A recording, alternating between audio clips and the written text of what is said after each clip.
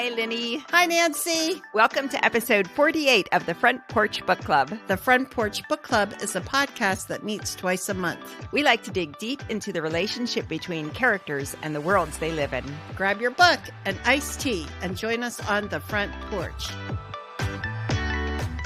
Today we interview Marlene Castillo about Such a Fun Age by Kiley, Reid. I love this interview. Marlene is a colleague of yours. Yeah, I asked her to join us because she understands the struggles of being a woman of color, especially in the work world, of which our heroine finds herself during much of the book. Her experience is unusual in that she is Mexican and white, but she wasn't raised knowing her Hispanic side so much. She was raised in a Black family after her mother remarried.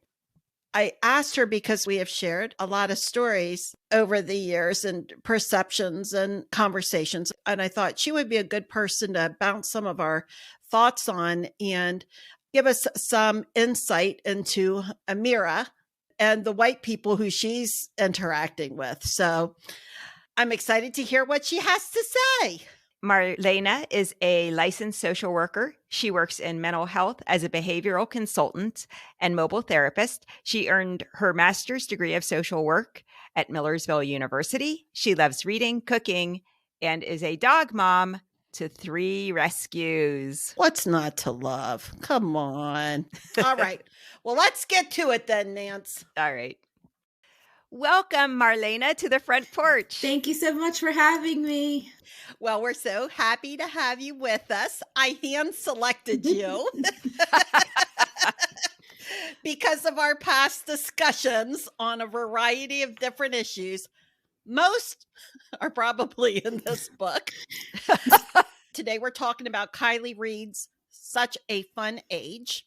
First, interested in your thoughts about the polo shirt.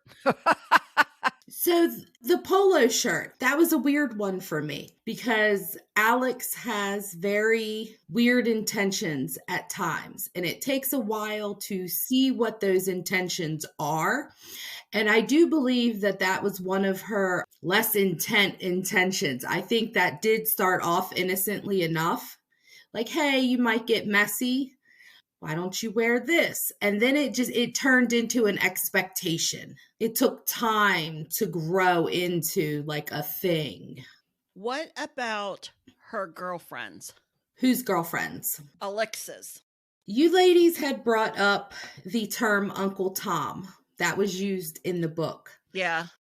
I think a lot of classism plays into that because there's this thing, and I'm not sure if you guys are familiar with the term. It's called masking, and a lot of people of color do this. We act a certain way around certain people. And I think the Uncle Tom comes into play when you go home from work from your white coworkers and you unmask. Now it turns into Uncle Tom when you go home and you're the same person. So that's where that classism comes in because her friends, Black friends, have achieved and reached this level of class to where they no longer have to do that masking and that code switching. So the term it kind of fits for them, I think. They are just of the utmost high society at this point, and they do not have to prove themselves to their particular groups that are normally kept very separate. I'm thinking especially of the principal. You think that she is more apt to be who she really is? She is unmasked? So with code switching, if you were to see me outside of work, because we work in a very professional setting, who I am at home is very separate from who I am at work.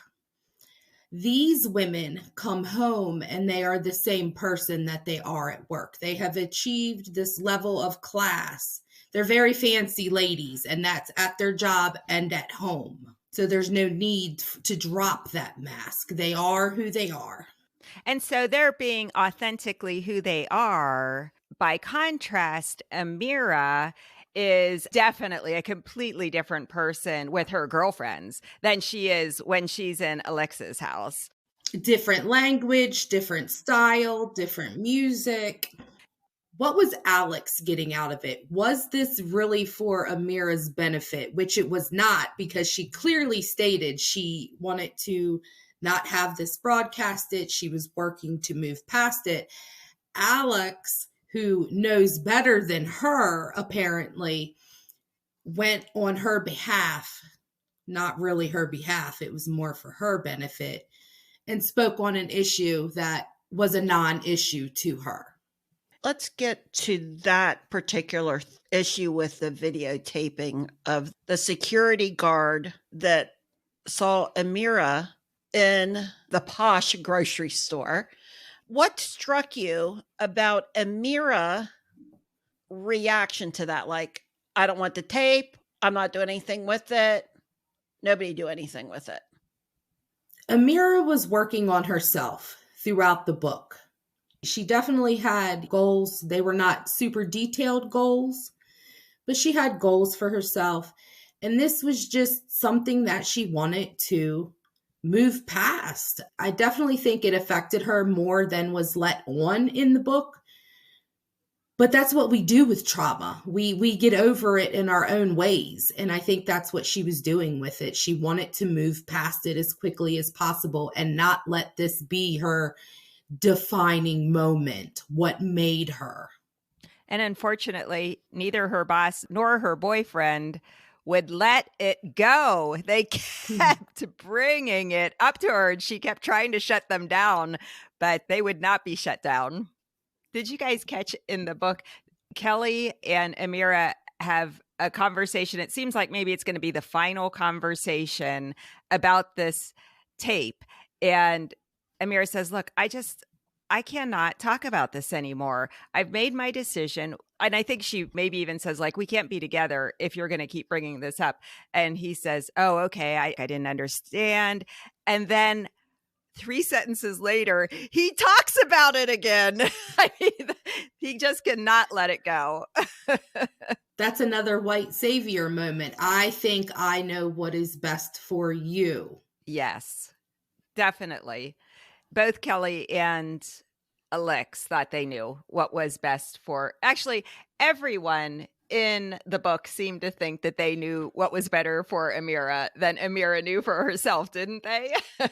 That was a theme. Yeah, her girlfriends were that way too.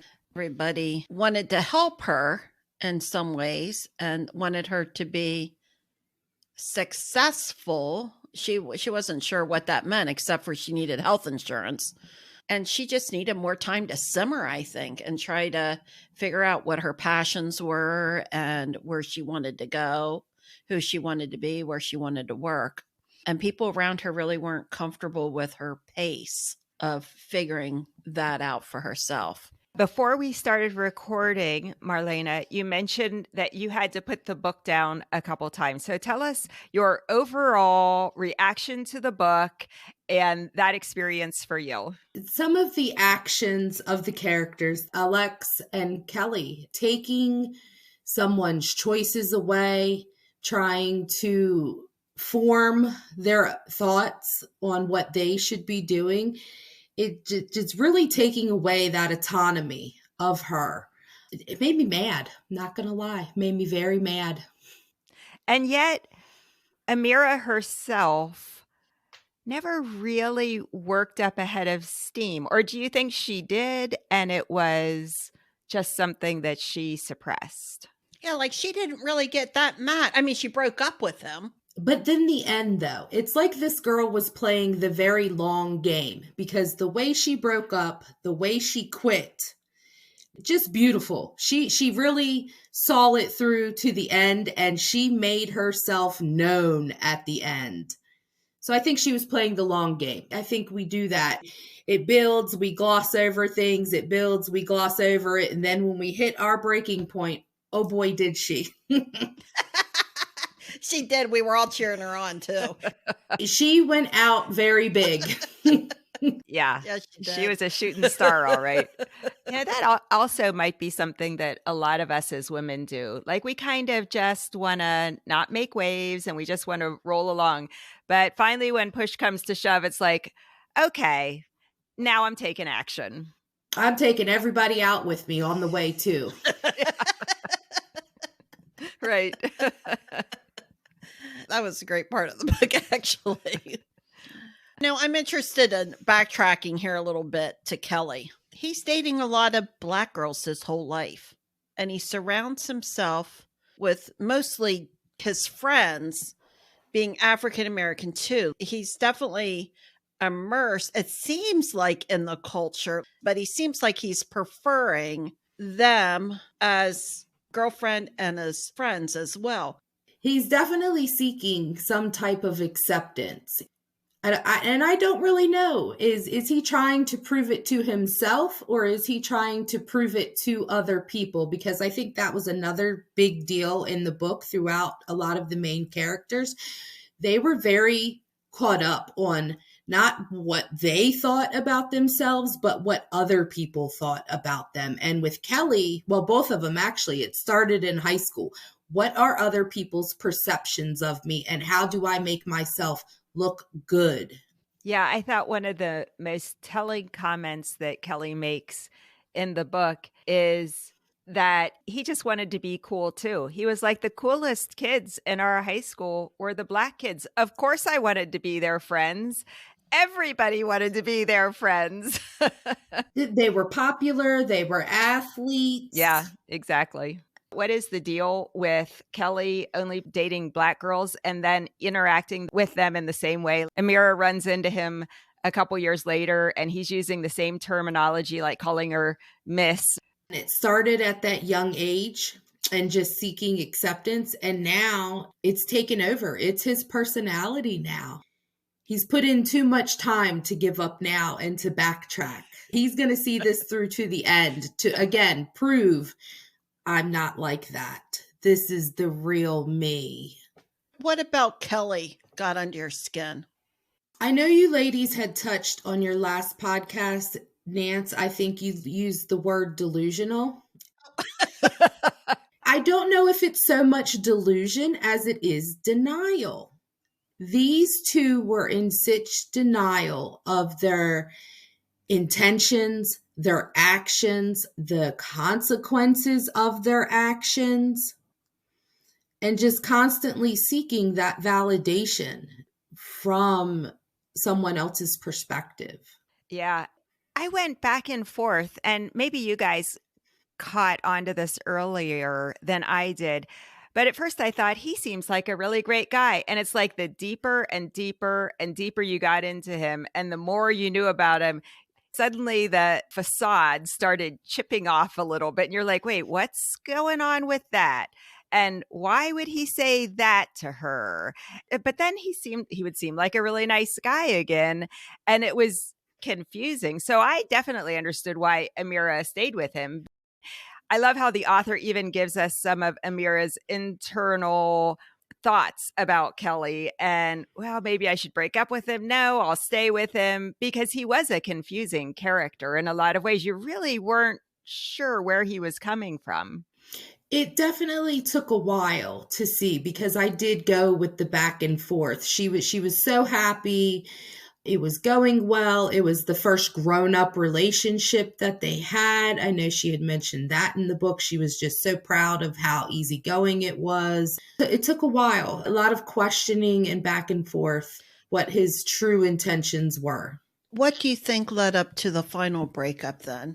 I think the initial thought that he had released it was her breaking point, but then immediately finding out that it was Alex and just reflecting back on her time spent with both. And again, what were their actual intentions for her? I think she just had enough. There were some good qualities, I think, in him.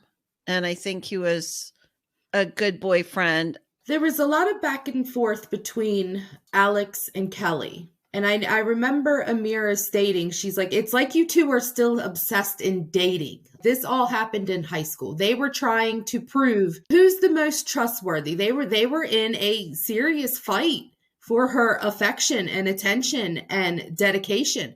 And so I think each of them planted seeds against the other. And then, like I said, by the end of the book, she just had enough.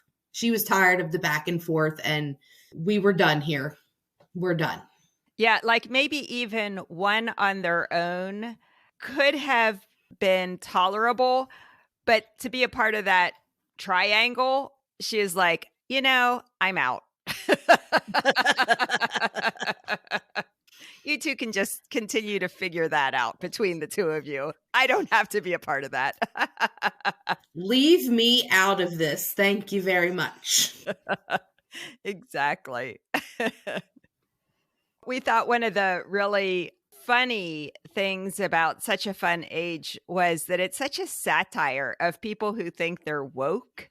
Did you find that satire funny? Was there any aspect of that you found either most hilarious or most true? There is definitely such thing as too woke. And that did come through in especially if it's white people trying, right? It is. Like, how are you going to not let something go and let something bother you so much when it's really not affecting you, is it? And I think that's what white people in general should step back and ask themselves, because that's another topic you ladies had brought up. Well, what do I do? I'm white and I want to show support. But when you're more bothered by something and you're making the decisions for another person, that's when it's time to take that step back. And there was a lot of decision making going on for Amira in this book. Yeah. That she did not consent to. Right. She's a good nanny. Briar is a cool little kid. Definitely her own little person. Amira seems like she understands her better than her own mom. Any thoughts on while the author put this little child with these unique needs in the book? Well, because she is sweet and innocent. She's only 3. She's a blank slate. These are very informative years. I think Amira had every right to be concerned because she saw the life that Alex was living. What concerned Alex? Her image. And she even said towards the end of the book, that's what she wondered about. Is Briar going to be able to make her own decisions, or is she going to just live that lifestyle and pay someone else to live her life and make her decisions for her? Yeah. And the thing that was so great about Briar, she was a very unusual little girl. She didn't have a lot of the characteristics of her peer group. So she didn't necessarily fit in with her group, but Amira celebrated that about her. That relationship, I thought, was so beautiful. Amira's absolute love for her and celebration of her. And I wondered if in some ways Amira just would have loved to have people celebrating her, even though she was not where her friends were. You just need someone in your life to love you and say, you're a wonderful person. And that's what Amira did for Briar. She accepted her.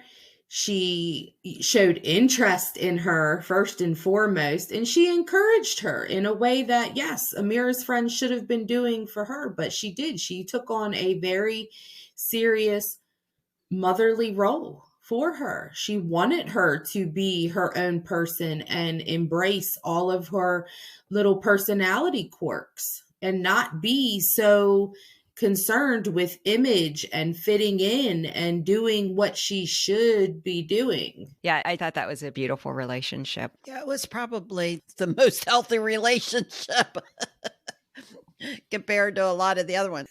Amira tried to have healthy relationships with dysfunctional people that were around her. She tried to keep the work thing work and professional. Alix tried not to. She tried to break into those boundaries she was trying to establish, and they weren't respected there. We wanted to talk a little bit about the age part of the book. you're young, you're out of college, she's trying to figure stuff out. It's taken her a while to get her legs. Nancy and I both remembered being young and figuring things out and getting the first job and going through those early years of who am I? How do I fit into the world of work? I really remember that time, and I saw a lot of the same challenges that she had that I had starting out. Your 20s is definitely, it can be very fun. It can be very educational. It can be very rough. That's when you're growing and finding out who you are and what you want to do and what you want to be.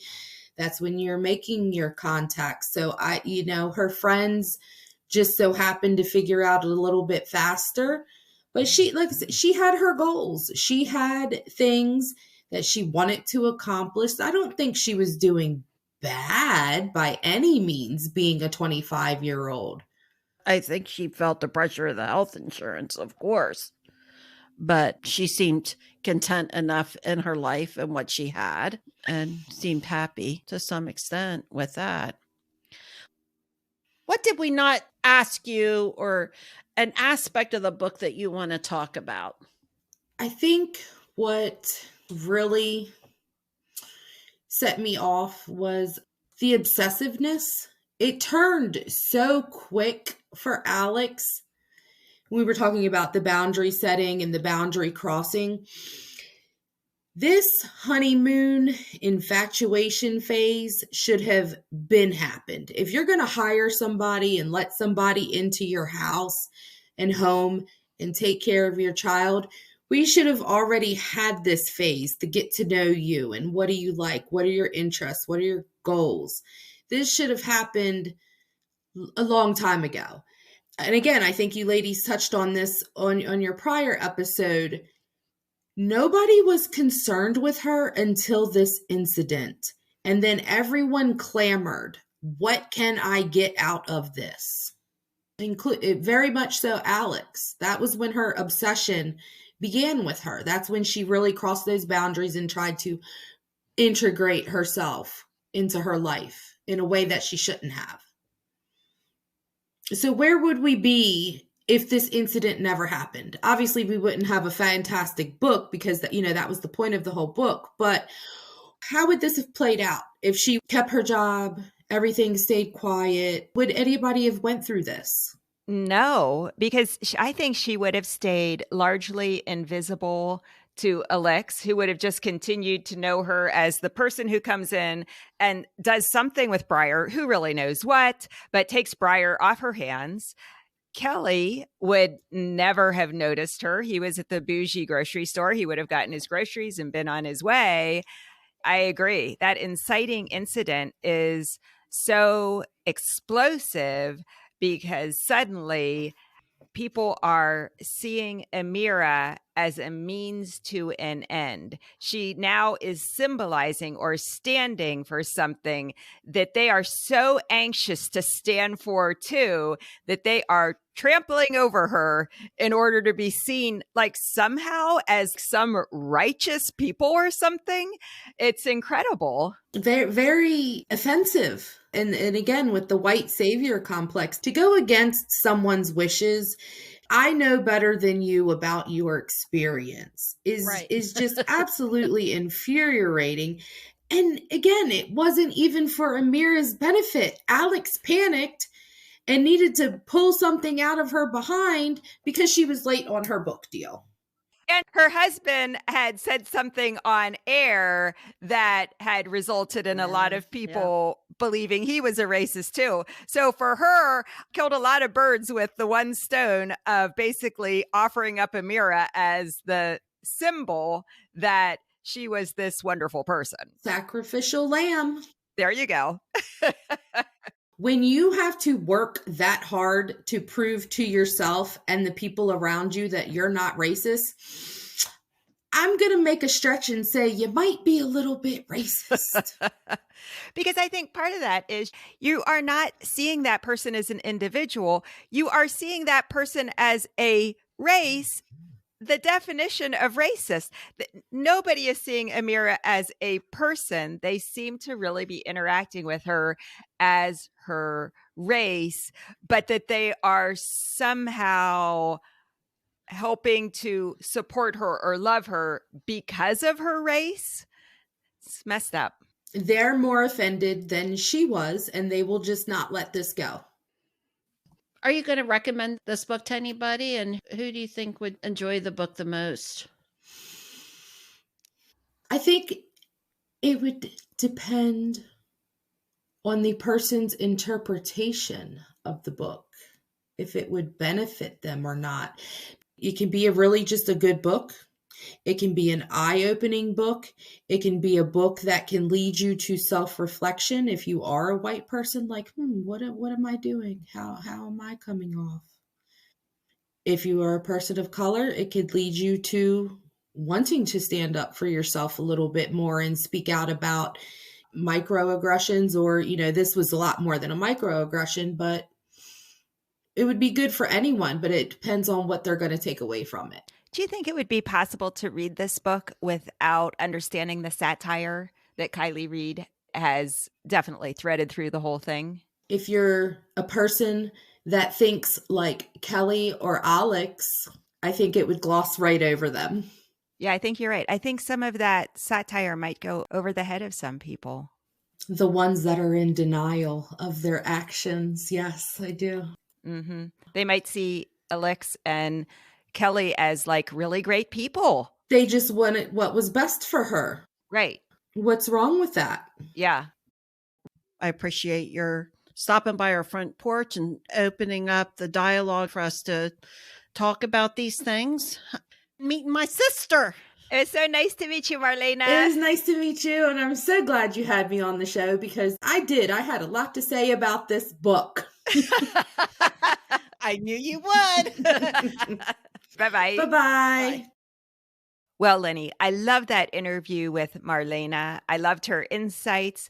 I do think that race is really hard to talk about in the United States. I think as a white person, I find race hard to talk about. So I really appreciated Marlene being with us and being very open about her thoughts about this book and sharing with us. I know, I did too. I really enjoy all my conversations with her.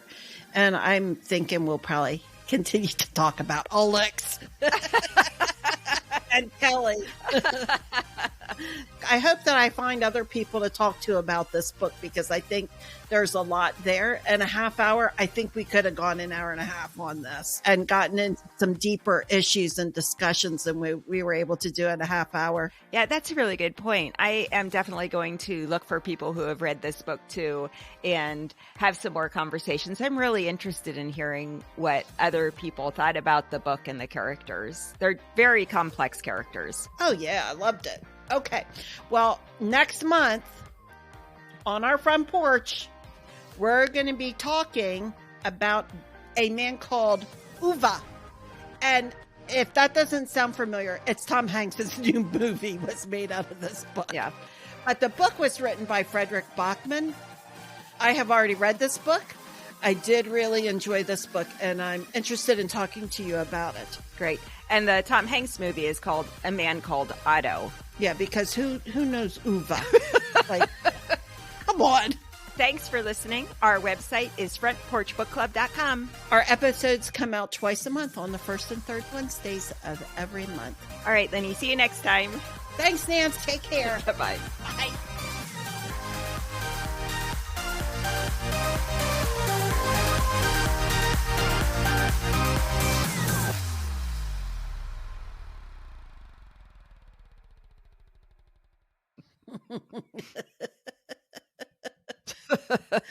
That's funny.